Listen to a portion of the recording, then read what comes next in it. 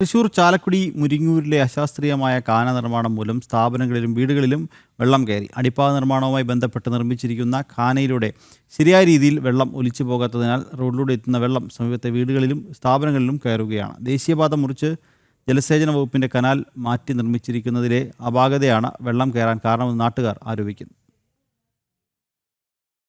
പുതിയതായി നിർമ്മിച്ച കനാലിലൂടെ വെള്ളം ഒലിച്ചു പോകുന്നില്ല. കനാലിനോട് ചേർന്ന് കാന നിർമ്മിച്ച് ദേശീയപാതയോരത്തെ വെള്ളം കനാലിലേക്ക് എത്തിക്കാൻ വേണ്ട നടപടി സ്വീകരിക്കാത്തതിനാലാണ് സമീപത്തെ വീടുകളിലേക്കും സ്ഥാപനങ്ങളിലേക്കും അടക്കം വെള്ളം എത്തുന്നത്. മുരിങ്ങൂർ കോട്ടമുറിയിൽ രാജീവ് ഉപ്പത്തിൻ്റെ ഉടമസ്ഥതയിലുള്ള മാസ്റ്റർ പ്രസ്സിലേക്കും സമീപത്തെ വീട്ടിലേക്കും മഴ ശക്തമായതോടെ വെള്ളം ഒലിച്ചെത്തി. കോട്ടമുറി റോഡിന്റെ എതിർവശത്തായുള്ള മാളിയക്കൽ ഗിൽബർട്ടിന്റെ വീട്ടിലേക്കും 2 കടമുറികളിലേക്കും കഴിഞ്ഞ ദിവസം പെയ്ത മഴയിൽ വെള്ളം ഇരച്ചെത്തി. ജില്ലാ കളക്ടർ അർജുൻ പാണ്ഡ്യൻ അടക്കം പലതവണ സ്ഥലം സന്ദർശിച്ചതാണ്. MLA സനീഷ് കുമാർ ജോസഫ് അടക്കമുള്ളവർ വെള്ളക്കെട്ടിന് പരിഹാരം കാണുമെന്ന് ഉറപ്പു നൽകിയതുമാണ്. എന്നാൽ ഇതുവരെയും നടപടിയൊന്നുമായില്ല. ശക്തമായ മഴ പെയ്താൽ ദുരിതമനുഭവിക്കുന്നത് പ്രദേശത്തെ ജനങ്ങളാണ്.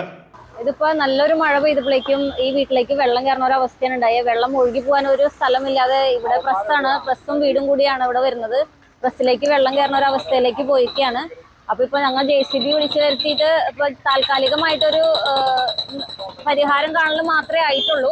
ഇവിടെ കനാല് ഡ്രൈനേജ് നിർമ്മിച്ചിട്ടുണ്ട്, പക്ഷെ അതൊക്കെ നിറഞ്ഞു കിടക്കാണ്. ഒഴുകി പോകാനൊരു അവസ്ഥയില്ല. ഇറിഗേഷൻ കനാലിലാണെങ്കിൽ മണ്ണ് മുഴുവൻ നിറച്ചിട്ടേക്കാണ് ഒഴുകി, അതിലും വെള്ളം പോകാനായിട്ടൊരു ഓപ്ഷൻ ഇല്ല. നിലവിൽ കനാലിനോട് ചേർന്നുള്ള കാന താഴ്ത്തി വെള്ളം കനാലിലേക്ക് ഒഴുക്കിവിടാനാണ് തീരുമാനിച്ചിട്ടുള്ളത്.